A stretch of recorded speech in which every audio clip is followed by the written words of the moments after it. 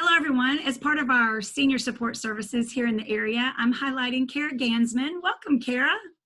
Hi, thank you, Jennifer. I appreciate it. Yeah, thanks for joining me today. Kara is a partner with the firm Cranfill Sumner Hartzeg here in Wilmington, and she devotes her entire practice to elder law. So in her spare time, and I enjoy reading her blogs, she writes very pertinent, thought-provoking, and mindful material for everyone. And there's a particular article that she just wrote about called Moving Mom In.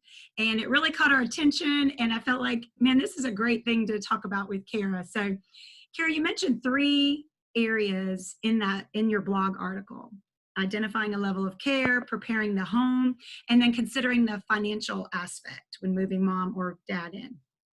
And I wanted to really highlight that today. It is so important as we look at care that's needed for moms and dads out there, and what we want to do to try to help them have a good quality of life. And we just forget about the financial side of things, or those aspects. So can you talk a little bit about some of the things you highlighted in your blog? Sure. So this idea really for this article really came about because through this whole year, we've been meeting with clients and families who are now in the midst of applying for Medicaid. And what they're finding is that when a parent has moved in with them, often everything has worked out for many years.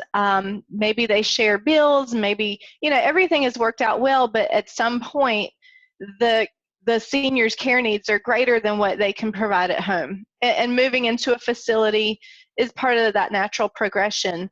And because facilities can be expensive, looking for other payer sources when their money runs out is really why people look to Medicaid, or for veterans benefits as well. Yeah.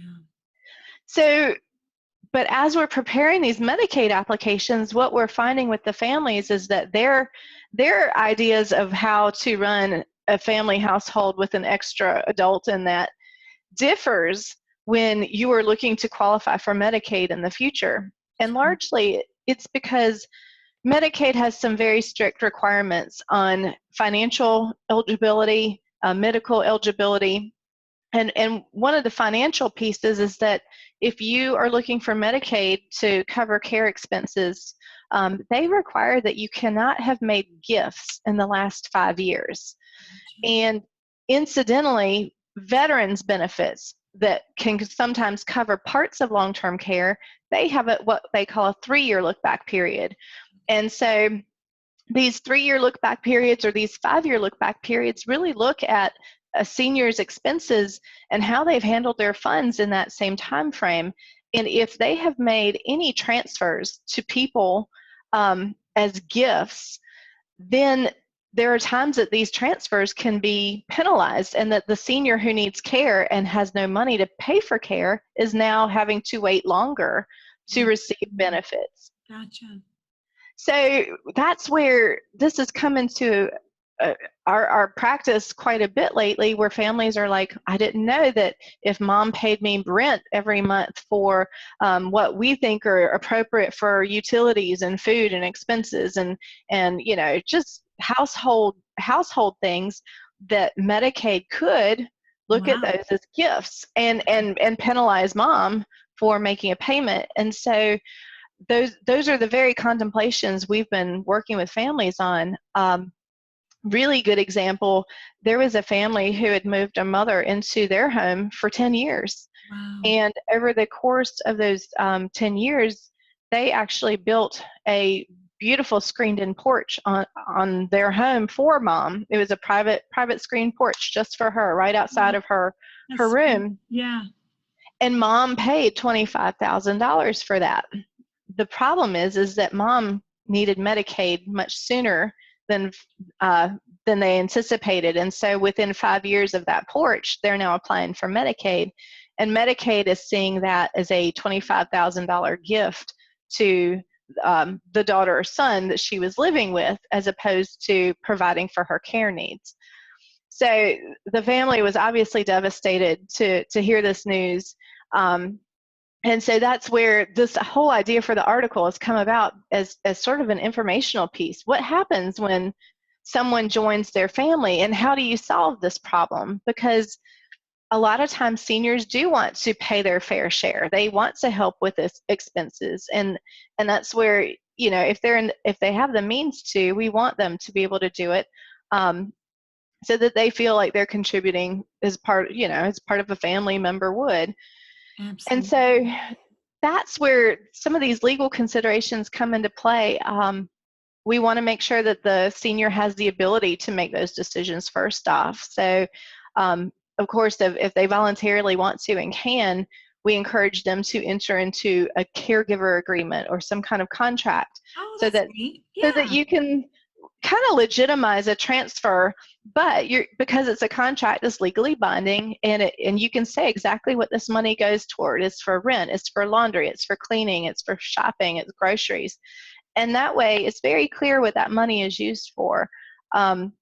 And that's helpful for Medicaid. They will want to see that, so that they don't make a mistake to believe that these were gifts, because it's not a gift, it's for something. True. Yeah, so true.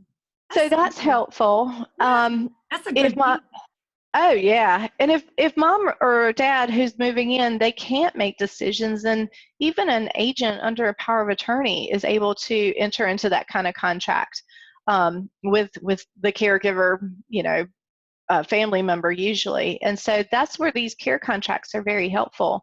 That's There there are other times when being able to have mom or dad contribute and actually have an interest in the home is important as yeah, asset protection, that's true. which is part of what we do in our work. We help clients protect their assets, and sometimes being able to invest in a child's home because they're living there is a nice way of being able to protect those assets. That's And fascinating. Yeah, and you can we would work do with it. them. Yeah. Yeah, we would do it with deed transactions, or different kinds of deeds that would, of course, they're going to pass muster under Medicaid, and they're legal, and it's a very nice way of passing assets to family members or loved ones, and keeping an investment for the senior who's moving in as well. Excellent, Kara. Yes.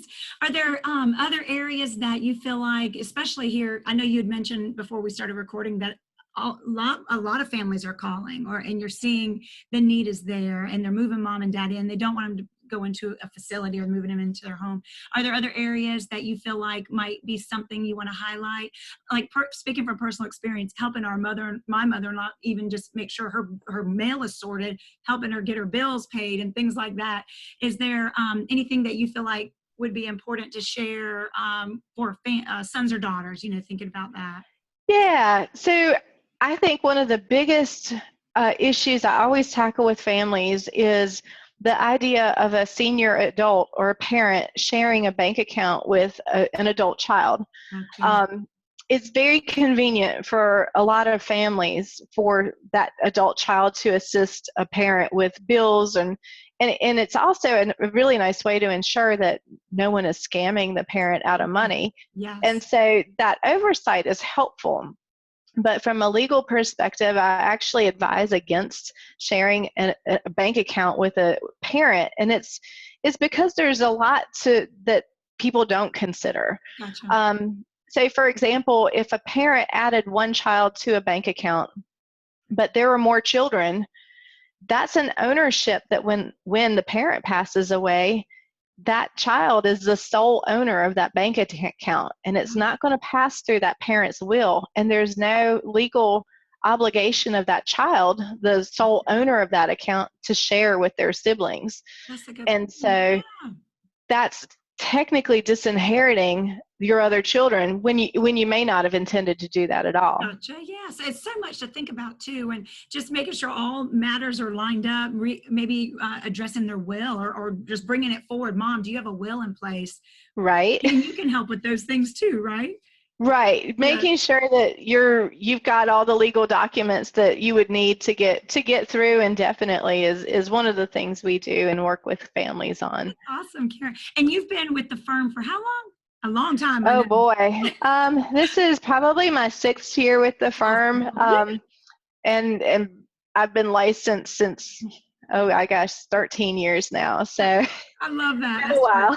Yes, that's great. I just enjoy talking with you all the time and just reconnecting. And I know through the pandemic, we have a hard time even doing in-person things, but Right. definitely good to see you. So is there anything else you feel like you might want to share in terms of the blog? You hit on some great things, and I want to make sure people know how to get that blog or, your newsletter. How would Oh, they good. sign up for that? Because I think it's so great. I love reading it. Oh, good. Well, we have a website. It's elderlawatttorneync.com. Okay. And you can access that website. That takes you to our elder law page at my firm, Awesome. which is Cranfill Sumner and Hartzog. And you can actually sign right up for those quarterly newsletters. We don't send out lots of information. It's just quarterly. I write all the material myself. Wonderful. And we don't sell your information, and you can always opt out if you decide it's not for you. Excellent. So, Well, I look forward to to the articles coming. oh, It's good. very Thank pertinent to you. what the field that we're in. Also, providing care for seniors in the area. So it's excellent. Right. Well, Well, staying at home is everyone's best goal. it really is. We stay protected right now. That's right. Through COVID, but also long term. Well, thankfully, that's right. Yeah, it's We're good. finding that home is the best and safest. Yes, it is. It is. Well, thank you for joining me today. Your information, it enlightens us. It enlightens me. I enjoy it. And everyone out there, check in with Kara at Cranfill Sumner and Hartzog. She really does a great job with all aspects pertaining to elder law. So thanks for your time today. Thank you so much, Jennifer. I appreciate it. Good to see you. Take care.